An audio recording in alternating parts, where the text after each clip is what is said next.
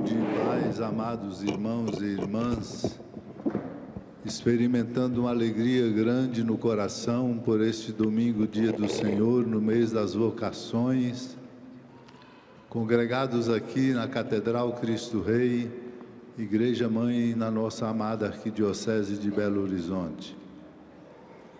Experimento uma alegria muito especial e desejo que essa mesma alegria também fecunde o seu coração. Temos razões para nos alegrar. Queremos hoje, de modo muito especial, e aqui quero saudar o Padre Tiago, temos razões para reverenciar os nossos padres. Hoje é o dia do Padre, no mês vocacional em toda a Igreja no Brasil. Uma tradição pastoral de grande relevância para despertar no coração de cada um de nós a consciência de que nós estamos na vida como dom, para fazer da vida que recebemos como um dom para os outros, no serviço, na Igreja e no coração do mundo. Olhando, portanto, a nossa Igreja como Igreja de todos os servidores, voltamos o nosso olhar grato e reverente a todos os sacerdotes, neste dia em que celebramos o seu dia, o dia do Padre. Somos gratos a eles pelo trabalho, pela dedicação, pela presença na vida do povo, pelo compromisso com os mais pobres e sofredores e aqueles que estão em frentes missionárias difíceis e exigentes. Queremos orar por aqueles padres que precisam de fortalecer o seu caminho no vigor missionário, na disposição de ir ao encontro dos outros, sobretudo dos que precisam mais, com respeito e muita dignidade. Alegramo-nos também por estes dias, quando o Papa Leão celebrou o Jubileu dos Jovens em Roma, fortalecendo assim a nossa Igreja como uma Igreja que faz também a sua opção preferencial pelos jovens. Na alegria, portanto, irmãos e irmãs, deste mês vocacional, mês de agosto, aqui estamos celebrando. Recebam a minha saudação, irmãos e irmãs que vêm pela primeira vez, e todos os que aqui participam, tenho essa alegria de recebê-los. Essa alegria de recebê-los o fazemos com os colaboradores, o diácono Márcio, evangelizadores e ministros, nossos seminaristas, para que este encontro nosso fortaleça em nosso coração a convicção do que a palavra de Deus hoje nos dá e nos interpela. Quando nós ouvimos a palavra do livro do Eclesiastes, a primeira leitura proclamada, parece-nos uma palavra pessimista. Ele diz: vaidade das vaidades, tudo é vaidade. De que adianta afadigar-se debaixo do sol? Tudo passa, não carregamos nada, tudo é vaidade. Essa palavra que parece ser pessimista é, na verdade, uma grande e importante advertência e um convite a nós todos de pensarmos que a vida que é dada a nós como dom precisa de encontrar um caminho daquilo que é essencial e que conta mais. Porque corremos, irmãos e irmãs, o risco sempre de nos apegar àquilo que passa, àquilo que é menos importante. Esse apego gera no coração humano arrogância, mesquinhez, apegos, e muitas vezes declinam em nós aquelas virtudes e aquelas qualidades que precisamos ter como cidadãos e cidadãs, como filhos e filhas de Deus. Portanto, vaidade das vaidades é para dizer a cada um de nós em que medida nós estamos encontrando o essencial de nossa vida, em que medida nós estamos vivenciando a nossa vida como dom.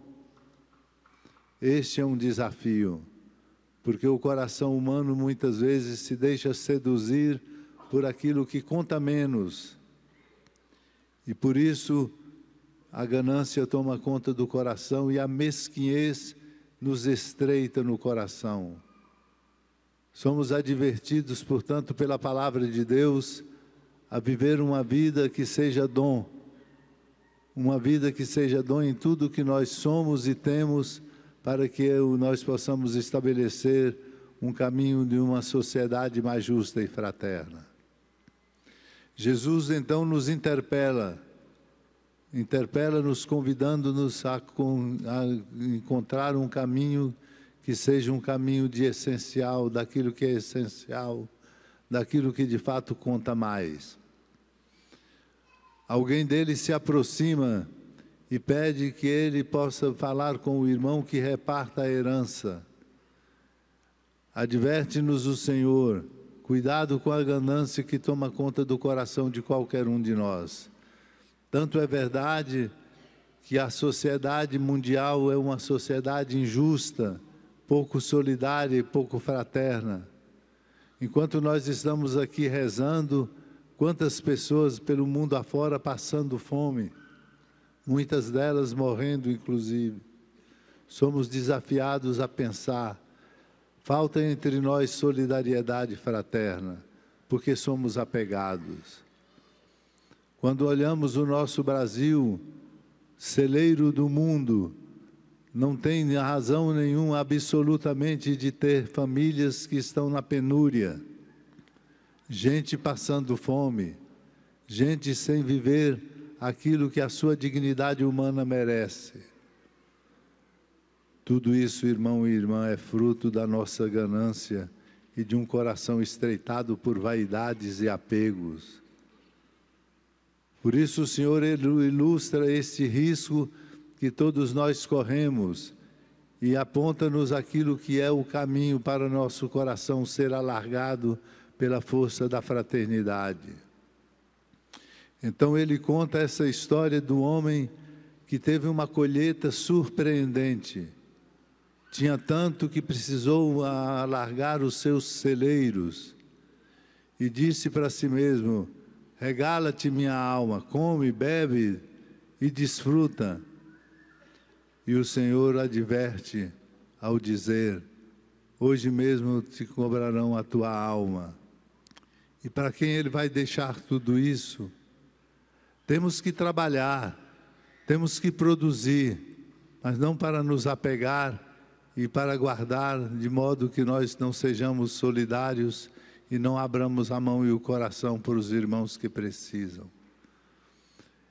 Por isso nós somos chamados a esforçarmos-nos para buscar as coisas do alto.